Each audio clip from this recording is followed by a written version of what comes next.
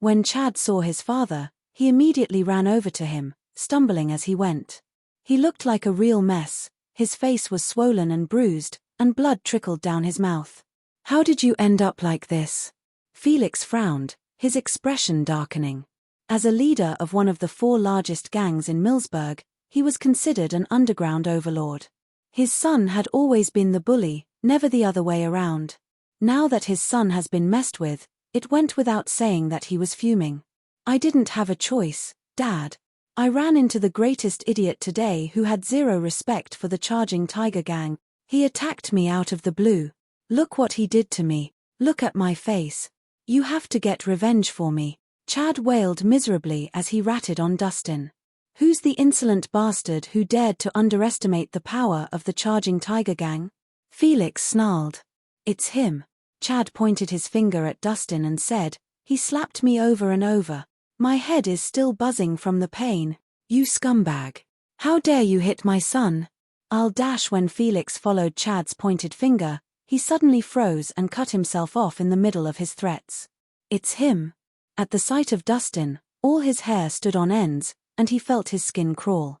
A chilly sensation ran from the top of his head to the bottom of his feet. He had been at the Doyles yesterday to watch the dueling competition. The memory of Dustin defeating Terry Doyle with his unbelievable powers was still fresh in his mind. It was shocking. Terry Doyle was a legendary figure, ranking 13th among the heavenly immortals. He was widely acknowledged as a martial arts genius and was one of the candidates for the next master of the Balerno martial arts. Any mention of his name evoked admiration from others. But this grief and legendary figure ultimately met defeat at the hands of Dustin Rhys, so it was easy for Felix to imagine just how formidable the person before him was. It took a powerful person to know one, and in his position, Felix knew all too well how fearsome a powerful martial artist was. To say that Dustin could single-handedly wipe out the entire Charging Tiger Gang was no exaggeration. "How did I manage to get into trouble with someone so terrifying?" Felix gulped, breaking out in cold sweat. He was truly intimidated by Dustin's presence. "You bastard. Now that my dad's here, you're dead meat. No god can save you now." Chad, still oblivious to Dustin's status, shouted at him. "Shut up. Not another word from you." Gripped with fear, Felix signaled to Chad with his eyes to shut him up. He dreaded even thinking about what would happen to them if this man before him took offense at Chad's taunts. Harry Hall, the former leader of the Flame Dragon Gang, was the perfect example. "Go ahead, Dad. Use all your most brutal tactics on him. Let this bastard know what it means to be in a living hell." Chad laughed hysterically. Dustin frowned at Chad's words. This minor gesture alone scared Felix so much that he felt his knees buckle. Truth be told, he was just short of peeing his pants. "Dad, why are you still standing there? Get this brat and show him what you got," Chad continued. "To hell with your nonsense, Chad. Shut up." Felix couldn't take it anymore and struck his son across the face so forcefully that Chad spun twice before collapsing to the ground like a sack of potatoes. "Dad, why did you hit me?" Chad cupped his swollen cheeks in his hand, unable to wrap his head around what had happened. But Felix didn't even spare him a glance as he fearfully approached Dustin. Amidst everyone's shocked and astonished gaze, he fell to his knees and prostrated in front of Dustin. "I bow before you in reverence, Mr. Rhys. Felix Miller, leader of the Charging Tiger Gang, at your service, sir." "I bow before you in reverence, Mr. Rhys.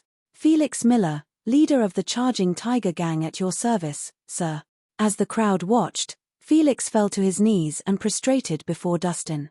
A hushed silence fell over the crowd. Chad was dumbfounded, as were Edmund, Abigail, and the onlookers. Even the members of the Charging Tiger Gang were dumbfounded. Dustin found himself gaping at the sight before him. No one had ever imagined that Felix Miller, the fearsome leader of the mighty Charging Tiger Gang, known for being merciless, would publicly prostrate before Dustin. It was as though he had met someone whom he greatly admired and feared. It was quite unsettling and unthinkable. "What is this for real?" Abigail stared wide-eyed. "What on earth is going on?" The onlookers looked at each other in bewilderment and disbelief. "Am I seeing things? The leader is prostrating before the little bastard?" Members of the Charging Tiger Gang couldn't believe their eyes. Their leader held such prestigious status that even among the prominent Fabulous Five, he walked with his head held high. Why then would he tremble and shake at the sight of the young troublemaker, so much so that he could not even stand on his feet? No, no way. Chad shook his head violently, his entire worldview shaken to its core. In his eyes, his father was an upright and heroic figure, always remaining stoic and composed even in the face of adversaries. So how could such a great person assume such a lowly stance before another? What are you playing at? Dustin wondered aloud as he stared at Felix. He was certain that he didn't know this man. It was truly mind-boggling to have someone get down on their knees on the first meeting. I sincerely apologize for our behavior, Mr. Rhys. I hope you can find it in you to forgive us this once if we have offended you. Felix smiled apologetically, fear evident in his eyes. Do I know you? Dustin asked. You don't know me, but I've had the honor of watching you fight. You were incredible at the Doyles yesterday. Truly impressive. Felix praised him. Dustin had indeed made a reputation for himself across Millsburg after the duel yesterday, and the Flame Dragon Gang had risen in the ranks to become the most powerful gang in Millsburg overnight. Oh, so you were there too. Dustin nodded with understanding. He finally understood what was going on. The reason Felix feared him so much that he was brought to his knees was that he was intimidated by Dustin's powers. But that worked well for Dustin, too, because then, there wouldn't need to be a massacre. Dad, what are you doing? You are the formidable leader of the mighty Charging Tiger Gang. Why are you on your knees at this bastard's feet?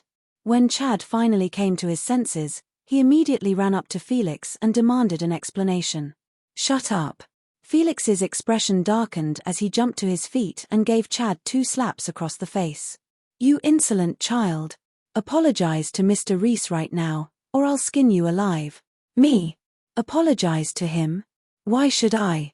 Chad held his face in his hand, looking both unwilling and aggrieved. Why should you?